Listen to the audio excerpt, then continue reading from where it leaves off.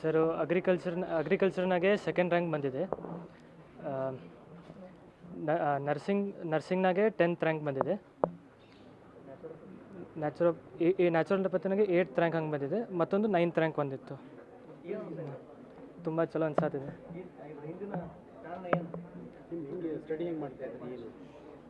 ನಾನು ಕಾಲೇಜ್ ಮೇಲೆ completely dependent ಇದೆ.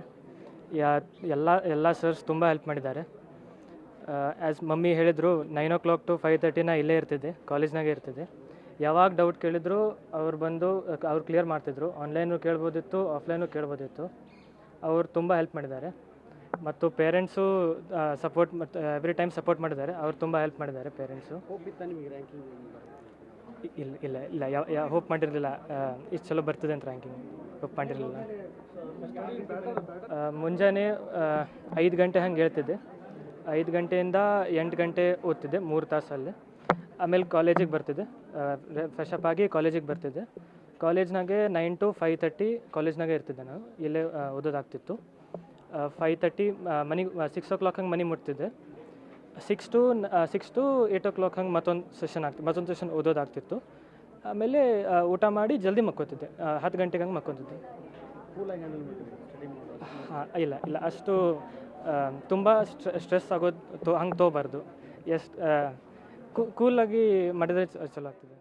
ತುಂಬ ಖುಷಿ ಆಗ್ತಾ ಇದೆ. ಡೆಫಿನೆಟ್ಲಿ ಇವು ಎಫರ್ಟ್ಸ್ ಹಾಕಿದ್ದಕ್ಕೆ ರಿಸಲ್ಟ್ಸ್ ಬಂದಿದ್ದಕ್ಕೆ ತುಂಬ ಸ್ಯಾಟಿಸ್ಫೈಡ್ ಇದ್ದೀವಿ. ಚೆನ್ನಾಗಿ ಮಾಡಿದ್ದಾನೆ. ಅರ್ಜುನ ಕಾಲೇಜು ಬರೋದ್ರಿಂದ ನಮಗೆ ತುಂಬ ಹೆಲ್ಪ್ ಆಯಿತು. ಬೆಳಿಗ್ಗೆ 9 ಗಂಟೆಗೆ ಬಂದಿದ್ದು ಸಂಜೆ 5:30 ತನಕ ಇಲ್ಲೇ ಓದ್ತಿದ್ದ ಅವನು. ಇಲ್ಲೇ ಕಾಲೇಜೆಲ್ಲ ಮುಗಿಸಿದ ಮೇಲೆ ಸೊ ಎಲ್ಲ ಡೌಟ್ಸು ಕ್ಲಿಯರಿಂಗ್ ಇಲ್ಲೇ ಆಗಿ, ಪ್ಲಸ್ ಸಂಜೆ ಬಂದ ಮೇಲೆ ಏನಾರು ಇದ್ರೂ ಅಲ್ಲಿ ಪರ್ಸ್ನಲಿ ಟೀಚರ್ಸ್ ಅಟೆನ್ಷನ್ ಕೊಟ್ಟು ಅವ್ನ ಡೌಟ್ಸ್ ಎಲ್ಲ ಕ್ಲಿಯರ್ ಮಾಡ್ತಿದ್ರು. ಸೊ ತುಂಬ ಹೆಲ್ಪ್ ಆಯಿತು. ಆಮೇಲೆ ಎಲ್ಲದರಲ್ಲಿ ರ್ಯಾಂಕು ಚೆನ್ನಾಗಿ ಬಂದಿದೆ. JEE ಮೇನ್ಸು ಚೆನ್ನಾಗಿ ಬಂದಿದೆ, JEE ಅಡ್ವಾನ್ಸು ಚೆನ್ನಾಗಿ ಬಂದಿದೆ, KCETನೂ ಚೆನ್ನಾಗಿ ಬಂದಿದೆ.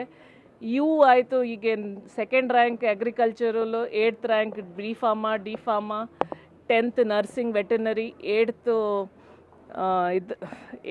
ಯೋಗ ಮತ್ತು ನ್ಯಾಚುರೋಪತಿ. ಸೊ ಎಲ್ಲದರಲ್ಲೂ ರ್ಯಾಂಕ್ ಬಂದಿದೆ. ತುಂಬ ಖುಷಿ ಆಗ್ತಾ ಇದೆ. ಚೆನ್ನಾಗಿ ಮಾಡಿದ್ದಾನೆ. ಅವನಿಗೆ ಮೆಡಿಕಲಲ್ಲಿ ಇಂಟ್ರೆಸ್ಟು, ಅದಕ್ಕೆ ನೀಟ್ ಪ್ರಿಪ್ರೇಷನ್ ಮಾಡ್ತಾ ಇದ್ದಾನೆ. 21st ಡಿಗ್ರಿ ಎಕ್ಸಾಮಿಗೆ ಬರೀತಾ ಇದ್ದಾರೆ.